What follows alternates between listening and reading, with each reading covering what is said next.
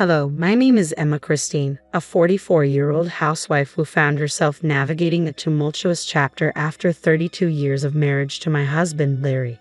Our relationship, characterized more by routine than companionship and marked by the absence of children, had slowly unraveled. Mutual support and affection had faded over time, leaving me feeling increasingly isolated despite my initial belief in our partnership. One day, after filing for divorce and amid the painful process of dividing our assets, I made the difficult decision to claim the house. Larry, however, didn't contest my choice. Without a word, he abruptly left my hospital room, where I was battling cancer. His indifference to my pleas for him to stay or even engage in a meaningful conversation underscored the deep rift between us. Feeling abandoned during such a vulnerable time, I was engulfed by loneliness. Yet as I faced my illness, the resentment and pain that had lingered in my heart began to dissipate. My love for Larry seemed to evaporate, replaced by a stark awareness of his selfishness and lack of support. Realizing that he deserved some form of retribution for his actions, I began to quietly plot my revenge. Over the years, I had endured his demands and indifference, even as my health declined. Larry expected me to fulfill my duties as a housewife, prioritizing his leisure while never offering a helping hand. This disregard became even more apparent as I sensed a distinct change in my health that felt unlike anything I had experienced before. My story of a marriage devoid of joy and empathy highlights my growing awareness and determination to seek justice for myself. Despite my initial dreams of a supportive partnership, the reality had proven quite the opposite. Larry often insisted that I had no reason to complain about my role. This realization, along with my decision to address my situation, marked a poignant turning point in my life. I immediately reached out to my father, who accompanied me to the hospital after my cancer diagnosis. Thankfully, it was caught early, and the doctor was optimistic, encouraging me to start treatment right away.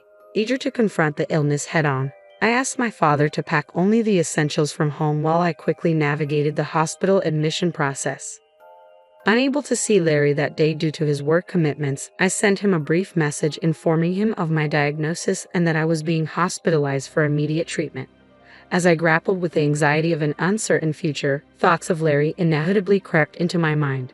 Even though my feelings for him had diminished, a faint hope lingered that we could face this challenge together and perhaps rekindle some semblance of our former life as a couple. I envisioned a scenario where, moved by my vulnerability, Larry might express concern and ask, "Are you okay?" I yearned for even a few comforting words or a simple visit, which would have meant the world to me at that moment. I found myself wondering how Larry was managing at home, juggling meals and daily chores. A part of me felt guilty for not being able to maintain the household routines I had always managed with ease. However, as the days in the hospital stretched into weeks, Larry never came to see me. He had read my message, yet there was no sign of concern, not even a basic acknowledgement of my situation. His indifference, especially during such a serious illness, cut deeply and laid bare the stark reality of our relationship. Faced with this painful truth, I decided to release any expectations I had of Larry. With renewed focus, I prepared myself for the difficult journey ahead in my fight against cancer. The treatment was intense and fraught with pain and discomfort. The harsh side effects of the medication led to many sleepless nights. During these trying times, I sometimes contemplated giving in, allowing my weakening body to succumb to the disease. Yet with each passing day, I found strength in my determination to face this battle head-on, resolved to overcome the odds stacked against me. Although this journey was laden with hardship, it slowly transformed my perspective, teaching me resilience and the importance of self-reliance in the face of adversity. Each time I felt overwhelmed by my illness, the encouraging words from my parents reassured me that I was doing well and that things would improve, giving me the strength to persevere. Then, on a day when I felt particularly weak, lying in bed and staring blankly at the ceiling, the door to my room swung open unexpectedly. It wasn't a scheduled visit day for my parents, and I was curious about who it could be. As I turned my head, the identity of my visitor became clear. It was Larry. I wondered if Larry had come out of genuine concern for my condition as he looked at my gaunt face and hollow cheeks. A whirlwind of emotions left me speechless. I feared that seeing me like this would only deepen his disdain. Without a hint of empathy, Larry settled into a chair beside my bed, stared at me, and laughed. "So, this is how bad one can look with cancer, huh? You don't even look like a woman anymore." His words struck me like a punch, draining the color from my face. Such cruelty was completely inappropriate, especially for someone battling cancer. I wished she would stop talking, but Larry, oblivious to my feelings, pressed on with even more devastating comments. Ever since you've been hospitalized and not home, every day has felt like heaven. The house is a mess, but I don't even have to go back there. Life is so comfortable without you. His merciless words reopened old wounds, leaving me bewildered at the complete absence of concern in his voice. I wanted to rebuke him sharply, but my weakened body held me back, leaving me to silently endure his harsh tirade. I stared at him with a vacant gaze, and noticing my expression, he laughed mockingly. Then, as if to add insult to injury, he casually mentioned, "Oh, by the way, I've already filed the divorce papers. I'll be taking the house, and as for the property division, you hardly have any right to refuse." My vision blurred, and the room seemed to spin around me. The emotional and physical toll of my illness, combined with Larry's heartless comments, felt overwhelming. Yet it was in that moment that my resolve began to crystallize. I was determined to recover and reclaim my life from the shadows of his cruelty. Larry had filed for divorce without even discussing it with me, leaving me in shock. As I grappled with the reality of his betrayal, he continued, "I have fallen for someone else. She's 21 years younger, but I'm serious about her. You're just in the way now." The painful realization of his affair flashed through my mind. But having said what he wanted, Larry turned to leave. "Wait a minute," I called after him. I managed to speak, but Larry paid me no mind. It was clear there was no love left for me in his heart. The realization stunned deeply, yet in that moment, I experienced a strange sense of clarity. "I see," I said quietly, a laugh escaping my lips as he left the hospital room. After he walked out, I faced my treatment with renewed determination. Despite the emotional turmoil, I focused all my energy on recovering from cancer and regaining my health. Those next 3 days, though they might seem brief, stretched endlessly for me, riddled with sleepless nights. I found myself wondering if the divorce Larry mentioned was real or merely intended to unsettle me. The uncertainty gnawed at me, but I clung to a trump card I believed would completely rattle him when revealed. As expected, Larry began to call. Thinking it inappropriate to answer in the hospital, I ignored his persistent calls, even when my phone was on silent. Finally, irritation got the better of me, and I texted him, "I'm in a hospital room, and it's inconvenient to have my phone ringing, so please don't call." After that, the calls stopped, but the texts began. "Please let me talk to you just once. I was wrong about everything. I'll apologize properly." His words felt more like a defensive strategy than genuine remorse. It seemed that Larry, realizing the gravity of his situation and the impact of his actions, had resorted to messaging after I didn't answer his calls. All his pleas felt driven by a sudden fear of consequences rather than a true change of heart. Larry's incessant messages pushed me to a breaking point. When he texted, "Why did you accept the divorce so easily? Can I come over now?" I felt at my limit. Facing him while battling my illness promised nothing but more pain, yet refusing him seemed likely to lead to an endless cycle of calls. Reluctantly, I found myself weighing my options. I replied, "Do as you like." My plan for retribution was about to unfold. Larry, who had unjustly divorced me without my consent, was about to face the consequences of his actions. I had eagerly anticipated the moment I could plunge him into deep despair. "What the hell is this all about?" Larry burst into the room, his voice loud and tinged with panic. To anyone else, his reaction might have seemed excessive, but given the circumstances, his agitation was understandable. I had kept a critical secret from him, and now the decisive moment had arrived. "I had no idea you had assets worth $155 million. Why didn't you tell me?" he demanded, his eyes wide as he placed my passbook on the desk, clearly displaying a balance of over $15 million. "I never mentioned it because you never asked," I responded calmly. "How could I imagine a housewife like you having so much money? If I had known, I wouldn't have divorced you," he continued, his tone shifting from surprise to regret. "That's not my problem. It's your fault for not asking and for divorcing me without proper discussion," I countered, shutting down his baseless excuses. Despite his domineering behavior and the unilateral decision to end our marriage, Larry's selfishness didn't waver upon discovering my assets. "Why didn't you tell me? I wouldn't have divorced you if I'd known," he repeated almost to himself. The truth was, I had built this fortune of over $15 million through savvy investments, a hobby I had taken up to occupy my mind. My parents had suggested I try investing. Our family life had been comfortable even on Larry's salary alone, but I yearned for something that would engage my intellect.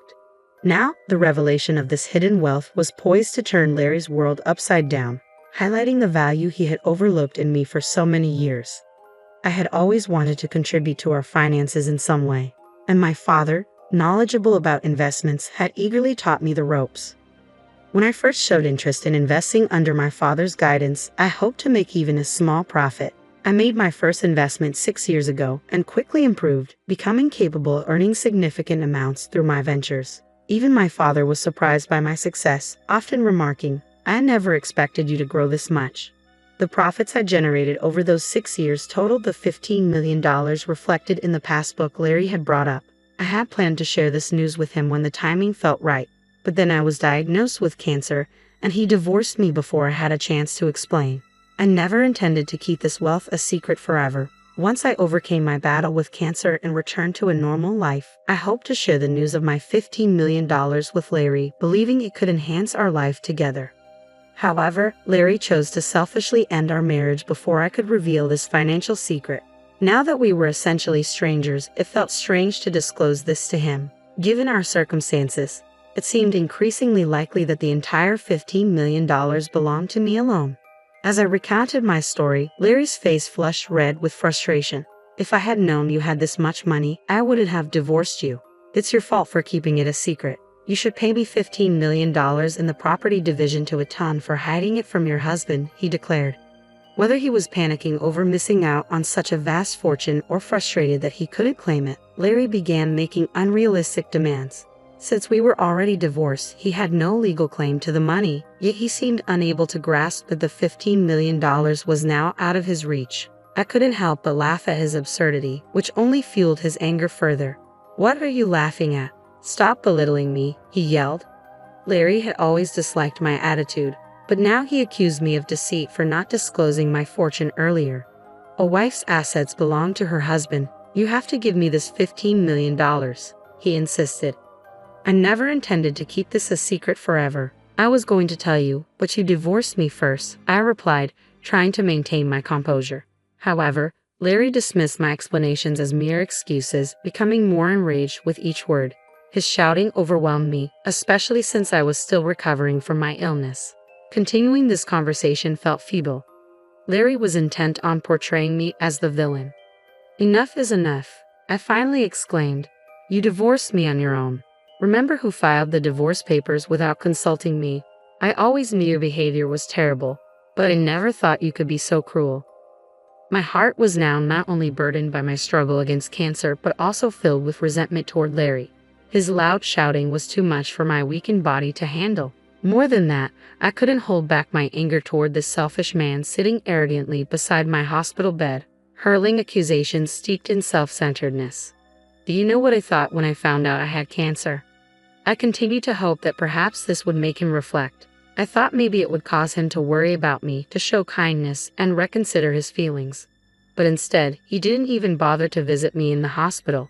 His lack of empathy and support during such a critical time in my life revealed more about his character than anything else could. It was clear that any feelings he once had for me were overshadowed by his selfish desires and misguided sense of entitlement. When Larry finally did show up, he bluntly stated that he had filed for divorce without my consent and intended to take the house.